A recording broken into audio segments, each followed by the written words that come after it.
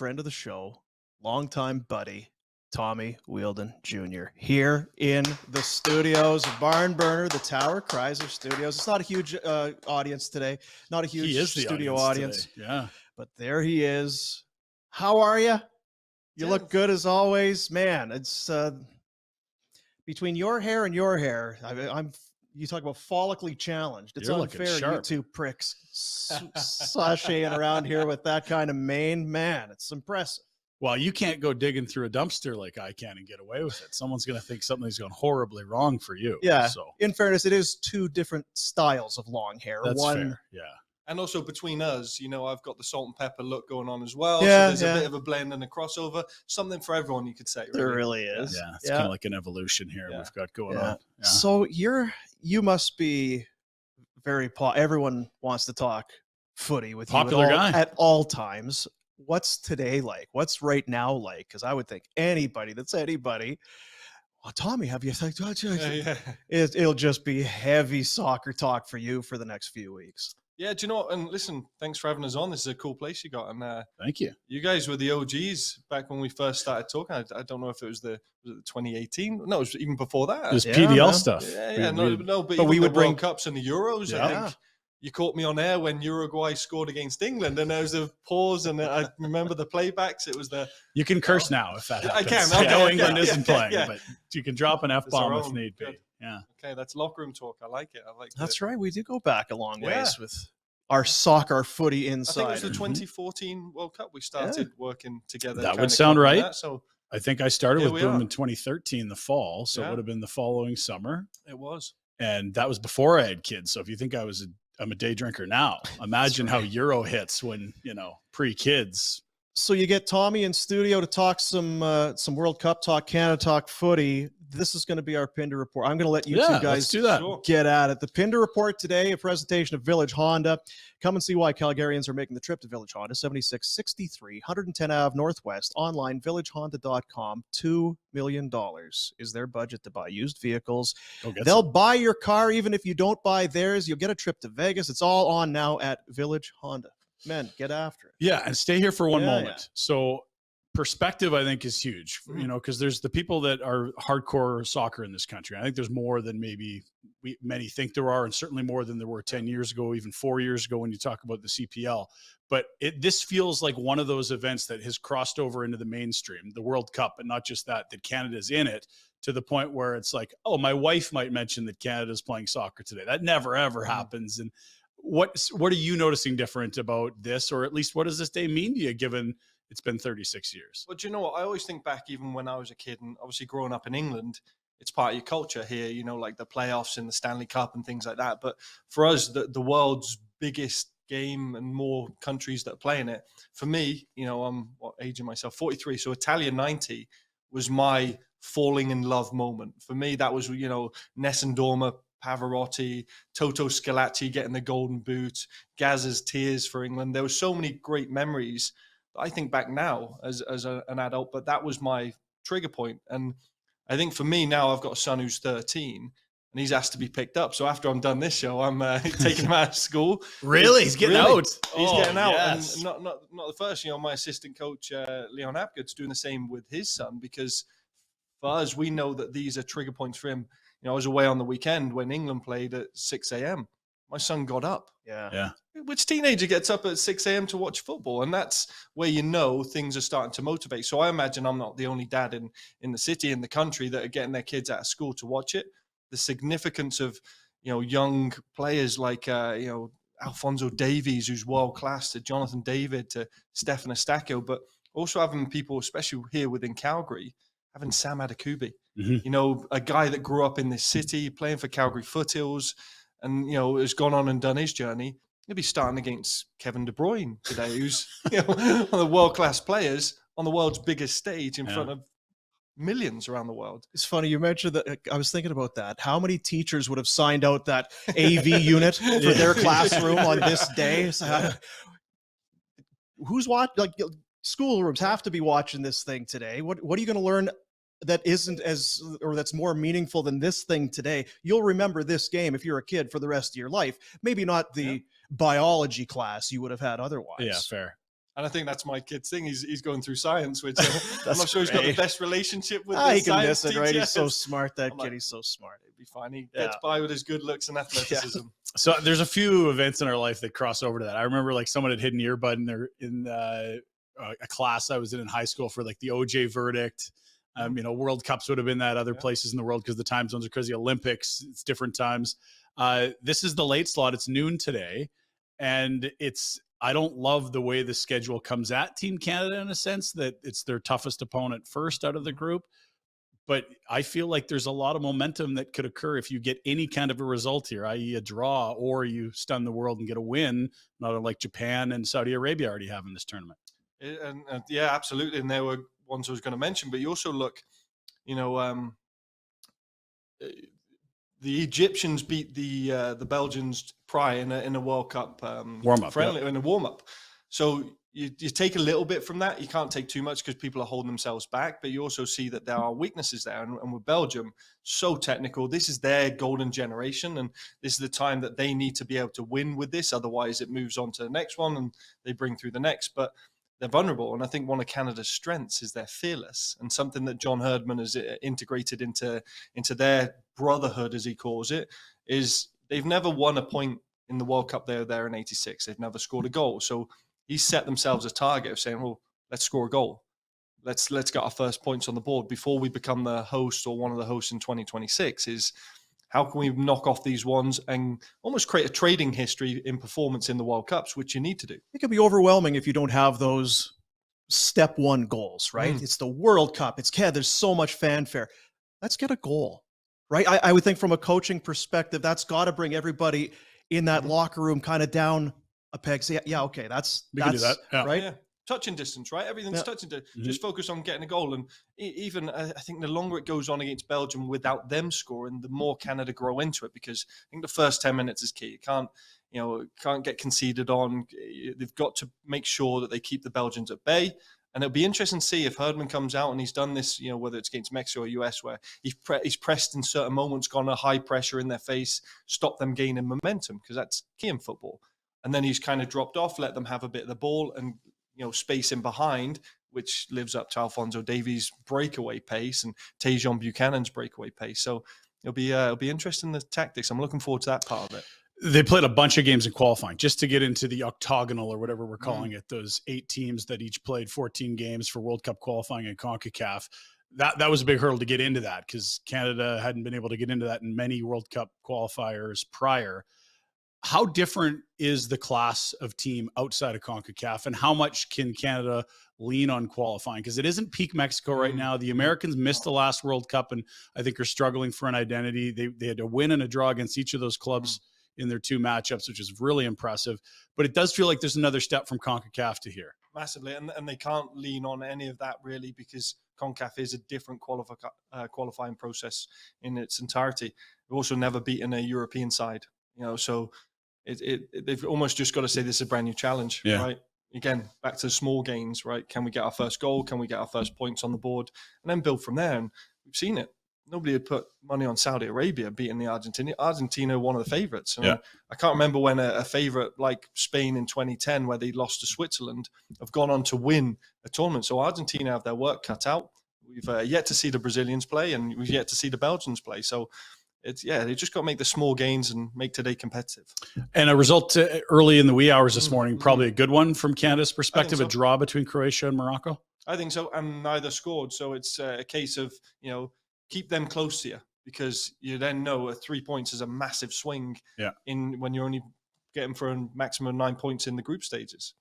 Let's back up a bit. How do we get here? And did you have doubts in your mind that Canada could ever arrive here, or at least in this time frame, which does seem a World Cup ahead of schedule? We're 4 years early. I mean, I remember going into these early meetings for the Canadian Premier League, and you're talking about, the women's have always done well, and obviously winning the Olympics last year was huge. And they've always been the flag bearers, really, in terms of soccer in this country. But the men's, we're almost forgotten about. Nick Ledgewood's an assistant coach at ours, and always competed in these, CONCACAF games, but it was so hard to get through.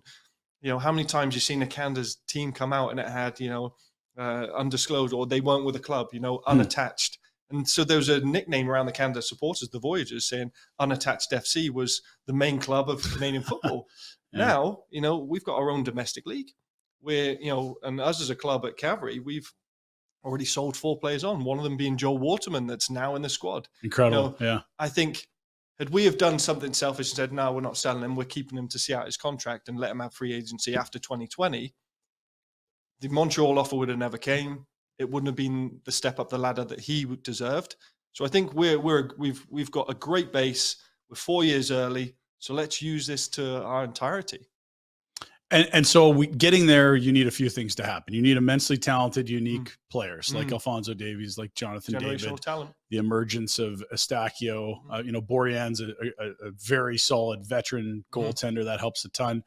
But you also need someone to shake up the program that I don't want to say was satisfied with losing, but didn't really maybe even believe they could do this. And I feel like John Herdman's a huge piece of that.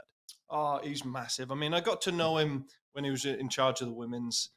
And I remember the decision being made because he actually came in. Funnily enough, I did my Canadian A license. Terry Dunfield, who's one of the coaching staff there and at TFC, my brother, we were on the course together. It was here in Calgary, and you got coaches from all over the world doing it. And he came in, and he was literally putting up what the steps to success he'd done with the women, and then challenged something about the men's. I remember he's a disruptor. So I think sometimes the world's best, and you think of even the top athletes. We've all watched the Jordan documentary. You've seen the Redeem Team with Kobe Bryant. You're seeing that with Verstappen and Lewis Hamilton. Tom Brady to a certain one going out in retirement, coming out. The best are disruptors, and I would put John Herdman in there. I remember being at the AGM in Yellowknife where we got our professional club license in the Canada Soccer, and he got up on stage, and I remember, I think it was the females had commented about it because nothing had come out about why he was moving. And there was a bit of criticism outside, and he answered it very simply. He said, rightly or wrongly, the FIFA money has always been inundated more so to the men's side. So as an organization, and I've seen it with New Zealand when they qualified with the men to the World Cup, we will do better things if the men qualify for the World Cup that can then reinvest in all of them. So he made a selfless decision to grow it, to say, but I have to do it on the men's. And everyone's like, but he's a women's coach, and he has proved he's not. He's a transformational leader. Yeah. That's what he is. Well, I remember emceeing a hockey coaching event probably 10 years ago now, and he was very new to Canada's women's side, or at least into the sports sphere in this country. And the room was hanging on his every word. Yeah. Like to hear the man speak in public is to understand his power as an orator and as a leader of men. Yeah, he is. And I think you went to the one at Glencoe, didn't you? Or, he spoke in Calgary about a month ago. That's right. He's and everybody, I think there's world leaders. Listen, he could be president of the United States if he chose to, transfer down there, because in a world that's kind of got some skeptical leaders that there's not enough leadership. He's a natural leader, transformational leader. But not only that, he's very smart in terms of his tactics. I've watched him on the coaching course. We've talked tactics, and you'll see that with Canada. I think that's what's going to be the surprise package is, it used to be days of playing 4-4-2 or 3-5-2, whatever your formation was, and you were that in and out of possession. And, it's always different in smaller games like hockey. But, if you read Phil Jackson's book, 11 Rings and the triangle offense, he's got a lot of nuances that he'll defend in one formation. So he might say, like, we're going to defend a 4-4-2, right? Jonathan David and Alphonso Davies are going to be our 2. But in possession, we're going to keep one of our fullbacks low and build out with 3 players and then have almost like a 3-4-3. Now, what that does is it just offsets the opponent. And then he'll flip it again. So there'll be some in-game changes that I think Belgium may not be prepared for, or, Croatia. But they then got to own their time on the ball. And when they're on the ball, they've got to make sure that they punish the other teams. I've always wondered from that perspective, because we talk a lot about hockey. What makes a good hockey coach? What makes a good football coach? Bill Belichick, so widely respected. Yeah. We're not really sure what a baseball manager does sometimes, aside from just filling out the lineup. Yeah. So to hear you as a coach, kind of not critiquing, but appreciating and seeing what he does as a coach, what for footy, for soccer, what in your mind makes a good soccer manager coach? And I think it's evolving as well, Boom, because you're right. Every sport's a little bit different, and I couldn't imagine being like Bill Belichick and having as many coaches as he does and having as many players as he does. It's almost like being the general of an army that you've got to put out there. But I think what is relationships. And I think what he does better than everyone, it's the modern day approach now. And you think of all, you got kids, right? They want to know why. They want to know everything. They need a purpose to get up and do it. It's not like you have to work. Okay, I'll go work. Or you have to go to school. Okay, I'll go. They actually are curious about why do I have to go to school? Yeah. Why do I have to go to school? Yeah, it's true. Yeah, you do have to explain all this. We probably said that as kids too. 100% we did. Only every day, Ryan, from Yeah. year two. That's right. And he gets it in double barrel. Oh, yeah. It's mostly one, but yeah. I think the modern day coach now, hey, listen, you have to know your X's and O's because the best players want to know they're being challenged and that you understand the game. But then you have to be an outstanding communicator. Greatest quote I ever heard about coaching was from the late Dick Bate, who was a coach educator in England. They said, coaching is affecting behavior to improve performance. And that's it. And I think that's where John Urban is. It sounds simple, but what you need to be motivated would be different than what you would need. 100%. And understanding a room of 25 athletes and players is tough. So interesting hockey analogy here. Ken Hitchcock, like Hall of Fame caliber coach, went away from the game for a while. He took his time rather than just hanging out and sitting on a beach. He talked to coaches at university athletics, went overseas, talked to people coaching young people. And he said, the tactics aren't going to change a ton. What's changing is how I communicate with players. I used to call them, and then now I get mad they're not answering my calls. Well, now I'm learning. I got to text them, and they get back to me on their time. And rather than here's why we do things, there's my one answer to 23 people. It's for you. Here's why this is important. For you, I need to motivate you this way. Like what you're saying is not a soccer thing at all. It's dealing with a different time in society. You used to just bark and yell and guys would go, but now it's your buttons are entirely different than yours. And I need to have you working in concert. It's like a symphony a coach now has to run, not just one instrument. Absolutely. I mean, I'd have grown up, and even in our U18s when we left school at 16 to be apprentice footballers, and we would get a pre-game, go and fucking get stuck in, boys. Get out there, make the first tackle, get forward, get shots in. And that was it. It was kind of like a theory. Half time, if you're winning, go and do it again. And then, or if you're losing, like you get your finger pointed at, and it was never, listen, all right, everyone take a breath here, and let's let, all they're doing is this, and let's solve the problem.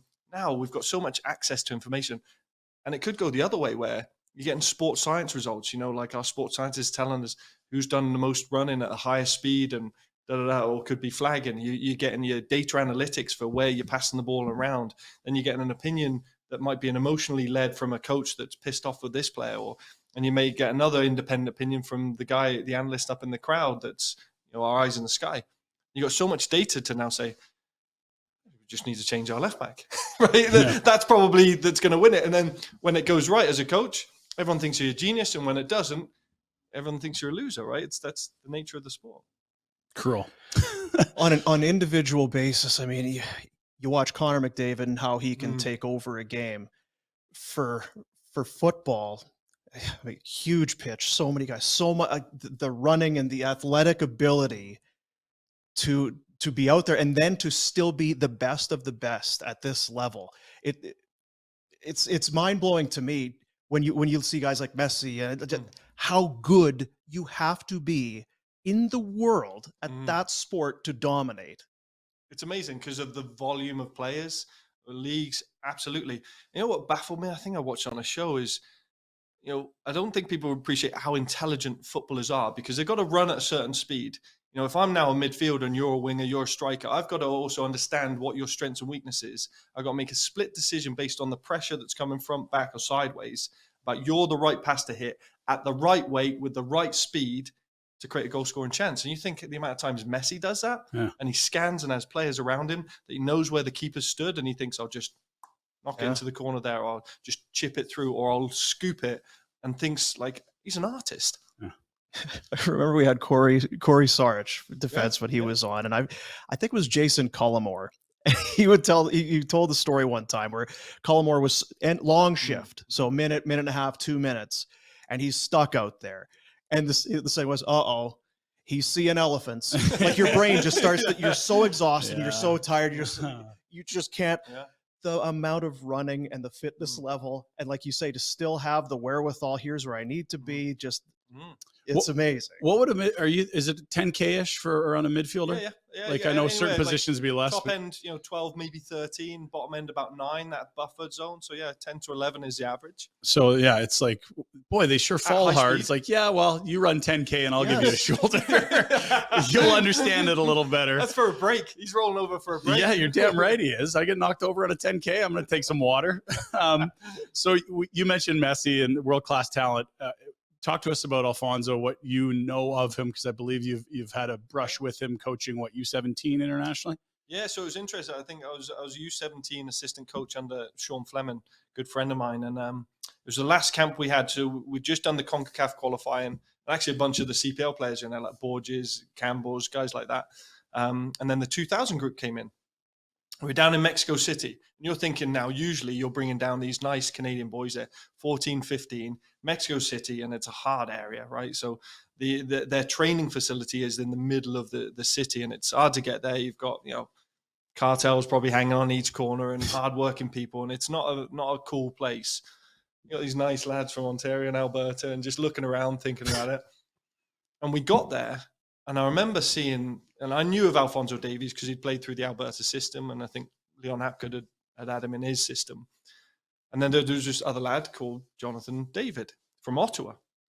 So I remember saying to Sean after a couple of sessions, and we played Qatar, funnily enough, beat them, and I thought, those two kind of linked well together. And I said, so like these two been on other, like, do they know each other? No, he said, this is the first camp here. I went, my word, I'd never seen in my life, still to this day, I've never seen the chemistry of two players at 14 being that tight.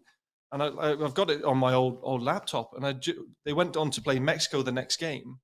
And Mexico would usually dominate their turf. And Leggy calls it the Mexican wheel, because the way they would play it, they'd have two in the middle and guys on the outs and just keep everyone playing piggy in the middle. These two guys just went at them and took the game to them. And I think we tied the game as either 1-1 or 2-2. One of them got the assist, the other one got the goals. It was something like that. But those two were on another level. And I remember just tracking it all the way through. Alfonso obviously, went to Vancouver, made his debut quite young. Jonathan David, I remember talking to Carl Robinson, who was the Vancouver Whitecaps manager I know well. I said, you got to get this kid out of Ottawa. He's just playing grassroots football. He said, I've tried.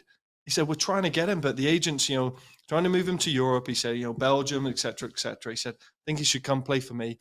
Couldn't get him. No matter what he did, the kid goes to Belgium, scores goals. He's now scoring goals in, he's up there with your Neymars in France scoring goals. But the two of them, they're tight at the hip. So I'm looking forward now how that translates, because to have seen them as young, that's a fortunate situation to be.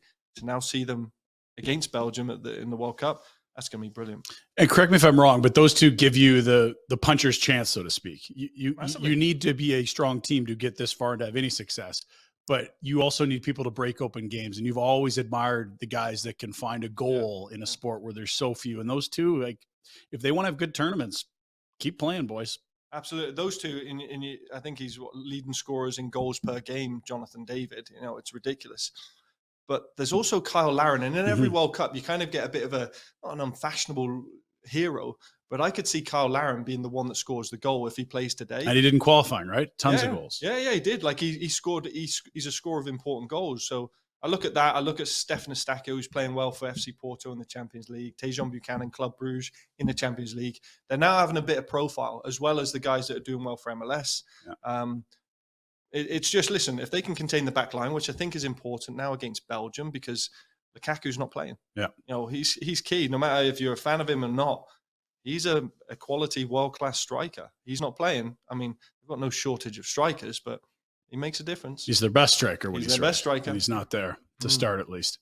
The rest of the group, Croatia, they were just in the World Cup final last time they had this tournament, but their golden generation a little older. Like Modric is almost 40? Yeah, I think he's timeless. Do you know what I think Modric is? You've seen Lord of the Rings. I think he's an elf. I think he's timeless, isn't he? He looks like he could fit in there. He does look a little odd, yeah. And I think he's just going to keep on playing. We're all going to grow old, and he's going to stay the same age. He's beaten Father Time, someone finally. Yeah. Them in Morocco. Morocco seems under the radar as well. Morocco. I shouldn't say as well. Croatia went to the final, but yeah. I think the change of coaches because I knew Ziyech wasn't part of the mix because he had a falling out with the last coach. New coaches brought him back in. They've got Roman Saiz as well, that's at Wolves playing in the Premier League. They've got some good talent in there, and I think, again, look at their result against Croatia. They were very effective. There's going to be no easy game for Canada. So either way, if they walk away with a point today against Belgium, that's huge, because they'll always have a chance against Morocco or Croatia. 4 points will get them through. Crazy. What do you make of the tournament here? Like, I think I always have this challenge with the Olympics, because I see the IOC as corrupt, bribe-taking jerks in their castles in Switzerland and leaving cities that host in financial ruin and sometimes in, actual, the facilities in crumbling just, years later. FIFA's got a similar reputation. They've cleaned house a little bit after their last longtime leader was essentially, caught money laundering. How do you, I guess, draw that whole thing together, that this is the best and the pinnacle of our sport, but also, man, the organization that runs it's got some warts. I know, and they're in Qatar of all places in the winter, not summer. Well, and the last World Cup was in Russia, so I'm thinking, I can't wait for North Korea to get it next. Yeah, exactly. We've done the trifecta, haven't we? Really, but it's hard to read sometimes, and I went off social media for a bit because you just read in negative. It's fueling you in a negative way, and I thought, you know what, it wasn't for me, because there's always different facts no matter way, and you've got to do your research versus just read what somebody said on there and take it for fact. So I'm like, I didn't have time to do the research, so I've kind of, whether it's right or wrong or otherwise, I turned a bit of a blind eye to it and tried to appreciate the opportunity it's giving people, and hopefully it's leaving a legacy for good people there, and also changing a culture, because for the things they've got, whether it's drinking or the LGBTQ plus community, isn't the World Cup meant to be a game for all, no matter your race, gender orientation, or whatever you want to choose to be? The World Cup's meant to bring the world together, not separate us. So let's focus on that, and the world needs a bit of healing right now, doesn't it? It seems like it should be easier. It should be. Than they're making it out to be, right? Yeah, it would be nice if they'd embrace a little more of that. It sounds like there's armbands that teams won't wear that FIFA won't allow, which feels like it's more what Qatar doesn't want, not FIFA. Neither here nor there. I mean, I shouldn't say neither here nor there. That's a rabbit hole to go down. That's a lot, and it's heavy, and it makes you feel less excited about a world-class tournament. So I get the whole focus on the sport thing. That's what makes it special. It's not people with bags of money that we care for. And it's easy to do it. Look, we have to, as a league, every time we start a season, we have to go through these things, because you've got to think that there's young people that can be heavily influenced by a suitcase of money, that they may be in debt, and these people beyond that and the corruption side of it, very clever. They do their homework on it. So you'd hope that it's just rumors and it's not a proof, but there's a way to get to everybody, right? The Mourinho documentary is unbelievable. Jose Mourinho, the Portuguese coach, that before the Champions League final, the amount of mafia that was after him and his family. Really?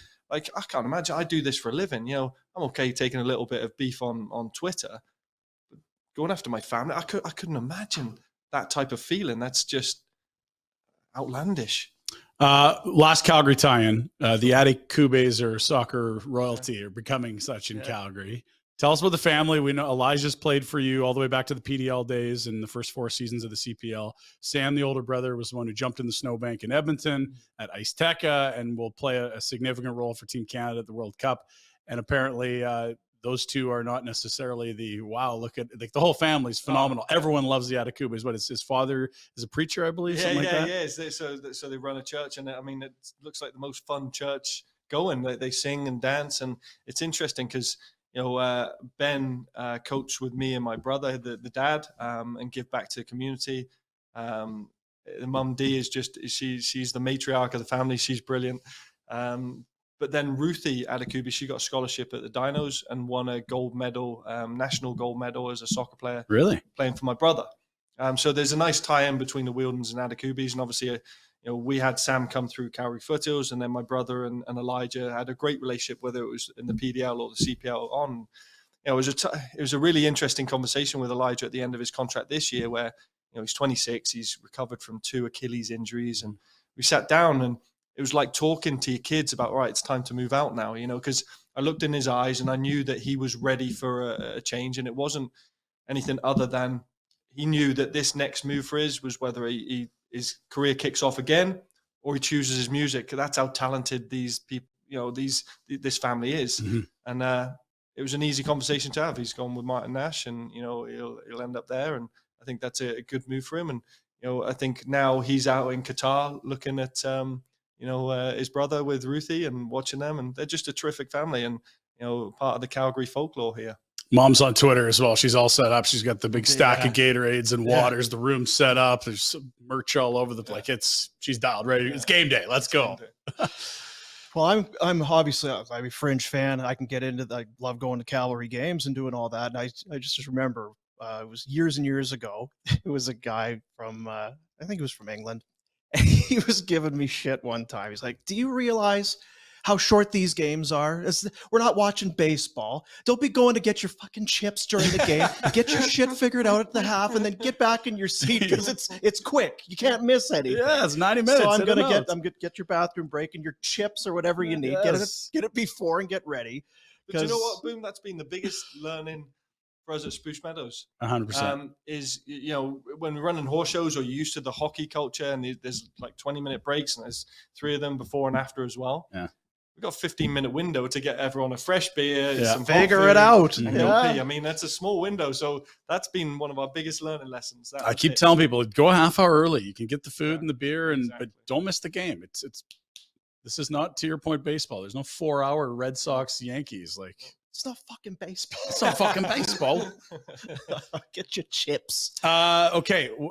Tell us feelings, vibes, predictions, and or just a hope or dream for this team. I see a world in it. 4 points I think is achievable. I think they can certainly look at. I've got a sneaky fit. If Belgium don't score in the first half, that gives Canada a better chance. I'm going to go with a 1-1 today, and I think they're going to beat Morocco in the last game. That's my 4 points. Man.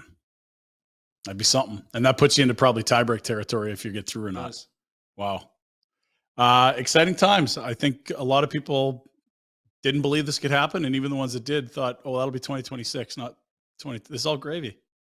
Enjoy. Ripple effect. Yeah, it is. I mean, and you know what? The role that you have played with the players we mentioned, grooming them along the way, that the CPL has played. You mentioned Joel Waterman on this team. He played for you in the PDL and CPL. I mean, you've coached many of these players at U17 level. Like, this is, I hope you are as proud as many people think you should be at this, because you've played a significant hand as someone from another country contributing to Canada returning to the stage after almost 4 decades. No, thank you. Listen, it takes a village, and there's many people across the country that have done similar, but I was prepared to pick up a shovel, and I think that's what it is. Everyone's got an opinion about how things should be done. Everyone thinks it's like fantasy football, that you can do this and that and the other. But it's the late night board meetings trying to raise $50,000 so we could compete in the PDL, and almost being, I think we were 3 days from not getting it. And I was on the phone in a family holiday trying to get it. You get it. Yeah. You're traveling 14 hours to Portland because you run out of gas and you haven't got enough plane tickets to ride home. They're the hard yards. And all these players that you're going to see today have all had a similar territory. Everyone that's had a bit of success in this have all just refused to quit. And I think that's what we're getting now. And what I really love, right, is that it's going to create another wave of generation. So I'm seeing it with Nick Ledgerwood now out in the community dealing with people. I'm seeing it with Mason Trafford out there dealing with partners and community. That ripple effect of affecting more people, that's the only way you build a culture. And it's a brilliant time to be here. Always wanted to give back to a country that adopted me. Proud to be a Canadian citizen now. So this is part of the enjoyment of it. Go get your kid. Yeah. Go get your kid. I'm looking at the clock. Go get your kid. Get ready. Thanks for coming in. Tom, I appreciate you, man. Thank you very so good much. to see you. We'll do it again soon. We got lots of questions about, obviously, with Cavalry. It's November heading into December, but we got time. We'll get into that as we. Sounds good. There you go, folks. Thanks, Tommy Wheeldon Jr. We'll take a quick, tight turn. Quick anecdote before we go, really quickly. Sam Adekubi, the Calgarian we talked about, said when asked about this tournament and how this team's built. We've played in the weeds in Central America. We've played in 100 humidity, 35 C. We've played in -20. We've had bags of piss thrown on us. These guys are not intimidated. They might be outmatched in some areas, but they have fought so hard to get here and overcome so much. This is not a group that will wilt. Should be fun today. Who are you cheering for? May the best team win. I don't really have a rooting interest. Good football. That's all you're cheering for. Just, Tight turn. Stay there. We're coming right back.